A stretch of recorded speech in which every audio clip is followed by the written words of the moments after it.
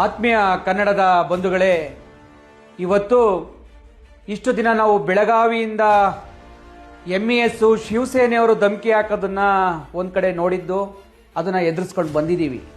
ಈಗ ಇದ್ಯಾವುದೋ ತಮಿಳುನಾಡಿನ PMK ಎನ್ನುವ ಒಂದು ಪಕ್ಷ ಇವತ್ತು ಕನ್ನಡಿಗರಿಗೆ ಸವಾಲೆಸೆಯುವ ಕೆಲಸವನ್ನ ಮಾಡ್ತಾ ಇದೆ. ವಿಷಯ ಇಷ್ಟೇ, ಏನು ನಮ್ಮ ಕ್ಯಾಬ್ ಚಾಲಕರು ಕನ್ನಡದ ಬಾವುಟವನ್ನ ಕಟ್ಕೊಂಡು ಏನು ಶಬರಿಮಲೆ ಯಾತ್ರೆಯನ್ನ ಮಾಡಲಿಕ್ಕೆ ಹೊರಟಂತ ಸಂದರ್ಭದಲ್ಲಿ ಒಂದಷ್ಟು ವಾಹನಗಳನ್ನ ತಡೆದು ಬಾವುಟಗಳನ್ನ ತಗ್ಸಿ ಅಲ್ಲೇ ಮಾಡ್ತಾರೆ. ಆ ಚಾಲಕರ ಮೇಲೆ ಅಲ್ಲೇ ಮಾಡಿದಂಥದ್ದು ಇಡೀ ರಾಜ್ಯಾದ್ಯಂತ ಸುದ್ದಿ ಆದಂಥದ್ದು.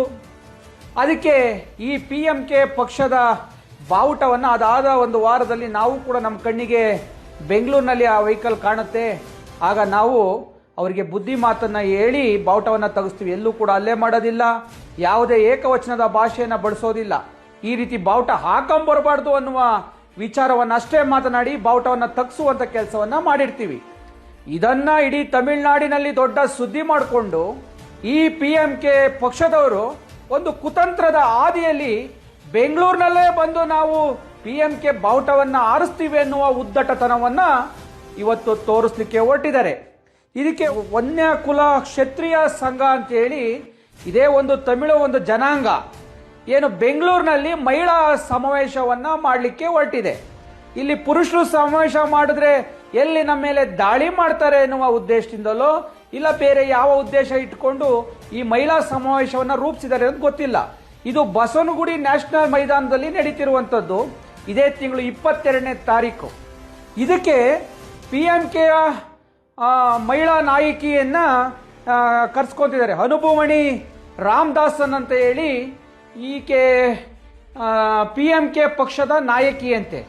ಈಕೆಯನ್ನ ಇಲ್ಲಿಗೆ ಬೆಂಗಳೂರಿಗೆ ಕರ್ಸ್ಕೊಂಡು ಇಲ್ಲಿ ಸಾವಿರಾರು ಬಾವುಟಗಳನ್ನ PMK ಬಾವುಟಗಳನ್ನ ಆರಿಸ್ತೀವಿ, ನೀವು ಕನ್ನಡಿಗರು ತಾಕತ್ತಿದ್ರೆ ತಡೀರಿ, ತಾಕತ್ತಿದ್ರೆ ನಮ್ಮ ಬಾವುಟವನ್ನ ನಾವು ಆರಿಸೋದನ್ನ ನಿಲ್ಲಿಸ್ರಿ ನೋಡೋಣ ಅಂತ ಹೇಳಿ ಇವತ್ತು ಕನ್ನಡಿಗರಿಗೆ ಸವಾಲೆಸೆಯುವಂತ ಕೆಲಸವನ್ನ ಕೆಲವು PMK ಕುತಂತ್ರಿಗಳು ಮಾಡಿದ್ದಾರೆ.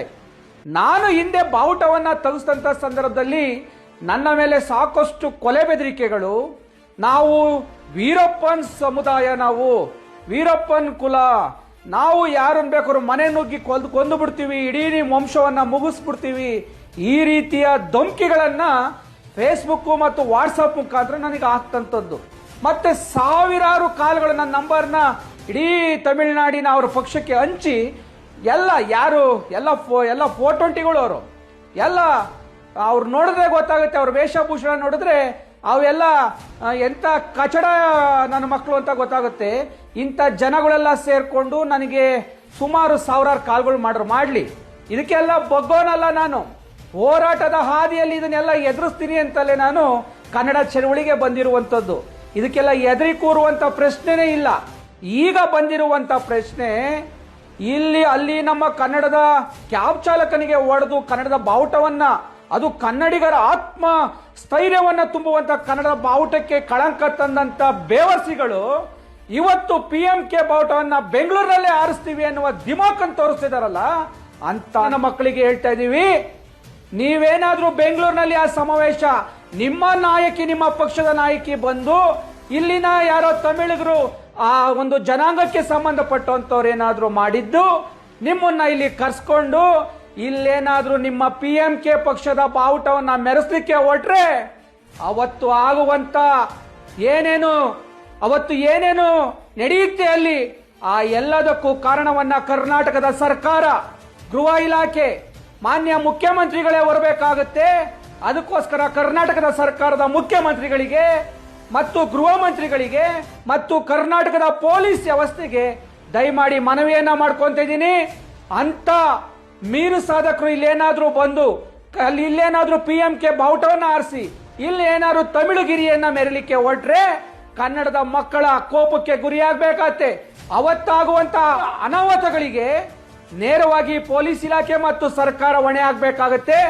ಅದ್ಯಾಗೆ ಇಲ್ಲಿ ತಮಿಳು ಸಮಾವೇಶ ಮಾಡ್ಲಿಕ್ಕೆ, ಅದೇ ಅವನ PMK ಪಕ್ಷದ ಸಮಾವೇಶವನ್ನ ಮಾಡ್ಲಿಕ್ಕೆ ಯಾಕ್ರಿ ಅವಕಾಶ ಕೊಡ್ತೀರಾ?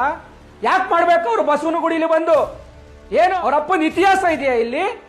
ಇಲ್ಲಿ ತಿನ್ಲಿಕ್ಕೆ ಉಣ್ಲಿಕ್ಕೆ ಬಂದಂತ ಈ PMK ಪಕ್ಷದ ಯಾವ ಕುತಂತ್ರಿಗಳು ಬೆಂಗಳೂರಿನಲ್ಲಿ ಬದುಕ್ತಿದಾವೆ, ಬದುಕನ್ನ ಕಟ್ಕೊಳ್ಳಿಕ್ಕೆ ಬಿಟ್ಟಿರುವಂತ ಕನ್ನಡಿಗರು ನಾವು ಅನ್ನ ತಿನ್ನಕ್ಕೆ ನಾವು ಬಿಟ್ಟಿದ್ಕೆ ಇವತ್ತು ಅದೇನೋ ಹಿಂದೆ ಕಿತ್ತೂರು ರಾಣಿ ಚೆನ್ನಮ್ಮನ ಆ ವಿಚಾರಗಳಲ್ಲಿ ಹೇಳ್ತಾರಲ್ಲ, ಕಬ್ಬು ತಿನ್ನಕ್ಕೆ ಬಂದಿದ್ಕೆ ನಮ್ಮನ್ನೇ ಕೇಳ್ತೀರಾ ಕಪ್ಪ ಅಂತ, ಹಂಗೆ ಇವತ್ತು ಅನ್ನ ತಿನ್ನಕ್ ಬಿಟ್ಟಿದ್ಕೆ ಇವತ್ತು ಬೆಂಗಳೂರಿನಲ್ಲಿ PMK ಬಾವುಟವನ್ನು ಹಾರಿಸ್ತೀವಿ, ಅದ್ಯಾರು ಕನ್ನಡಿಗರು ಗಂಡಸಿದ್ದಾರೆ ಬಂದು ತಡಿಲಿ ಅಂತ ಹೇಳಿ ಧಮಕಿ ಹಾಕೋ ಮಟ್ಟಕ್ಕೆ ಇವತ್ತು ನೀವು ಹೋಗ್ತೀರಾ ಅಂದ್ರೆ ನಿಮ್ಮ ಪಕ್ಷದ ಆ ಬಾವುಟ ಬೆಂಗಳೂರಿನಲ್ಲಿ ಯಾಗ ಹಾರುತ್ತೆ ಅನ್ನೋದನ್ನ ನಾವು ಕೂಡ ಸವಾಲಾಗಿ ಸ್ವೀಕರಿಸ್ತೀವಿ. ಅವತ್ತು ಆಗುವಂತ ಅನಾನುಕೂಲಗಳಿಗೆ ನೇರವಾಗಿ ಕರ್ನಾಟಕ ಸರ್ಕಾರ ಹೊಣೆಯನ್ನ ಹೊರಬೇಕಾಗುತ್ತೆ. ಅದಾಗಬಾರ್ದು ಅನ್ನಂಗಿದ್ರೆ ಆ ಕಾರ್ಯಕ್ರಮ ರದ್ದಾಗಬೇಕು. ಇಲ್ಲ ಅಂದ್ರೆ ಅದೇ ನ್ಯಾಷನಲ್ ಮೈದಾನದಲ್ಲಿ ಕರವೇ ಅವತ್ತು ಹೋರಾಟಕ್ಕೆ ಸಿದ್ಧವಾಗುತ್ತೆ. ಅವತ್ತು ಆಗುವಂತ ಎಲ್ಲ ತೊಂದರೆ ತಾಪತ್ರೆಗಳಿಗೆ ನೇರವಾಗಿ ಸರ್ಕಾರ ಹೊಣೆ ಆಗ್ಬೇಕಾಗತ್ತೆ. ಅವತ್ತು ಕನ್ನಡದ ಮಕ್ಕಳ ಮೇಲೆ ಅವತ್ತು ಏನು ಅವ್ರ ಮೇಲೆ ದಾಳಿಯನ್ನ ಮಾಡಿ ದೌರ್ಜನ್ಯವನ್ನ ಮಾಡಿ ಕನ್ನಡಿಗರ ಭಾವನಾತ್ಮಕವಾದಂತ ಕನ್ನಡದ ಬಾವುಟವನ್ನ ತೆಗೆಸಿದಾಗ ಅವತ್ತು ಕನ್ನಡಿಗರು ಶಾಂತಿಯಿಂದಲೇ ಅವರಿಗೆ ಉತ್ತರವನ್ನ ಕೊಟ್ಟಿದ್ದೀವಿ. ಇವತ್ತು ನಮ್ಮ ಮೇಲೆ ದಬ್ಬಾಳಿಕೆ ದೌರ್ಜನ್ಯ ಮೆರೆಯೋದಾದ್ರೆ ಇಂಥ ಮೀರು ಸಾಧಕರಿಗೆ ಹೊಯ್ಸಳರ ರೀತಿಯಲ್ಲಿ ನಾವು ಕೂಡ ಸಿಂಹದಂತೆ ಗರ್ಜಿಸಿ ನಿಂತು ಉತ್ತರವನ್ನ ಕೊಡಬೇಕಾಗುತ್ತೆ. ಕರವೇ ಕೊಡುತ್ತೆ ಎನ್ನುವ ನೇರ ಎಚ್ಚರಿಕೆಯನ್ನ ಆ ಏನು ಪಕ್ಷ PMKಗೆ ನೇರವಾಗಿ ಸವಾಲಾಗ್ತಿದೀವಿ. ಕರ್ನಾಟಕದ ರಾಜಧಾನಿ ಬೆಂಗಳೂರಿನಲ್ಲಿ ನಿಮ್ಮ ಬಾವುಟವನ್ನ ಹಾರಿಸಿ ಸಮಾವೇಶವನ್ನ ಮಾಡ್ತೀವಿ ಎನ್ನುವ ನಿಮ್ಮ ಸವಾಲಿಗೆ ನಮ್ಮ ಸವಾಲು, ಬಂದು ಆರಿಸ್ರಿ ನೀವು ಗಂಡು ಮಕ್ಕಳಾಗಿದ್ರೆ. ನೇರ ಸವಾಲನ್ನ ಕರವೇ ಎಸೀತಿದೆ.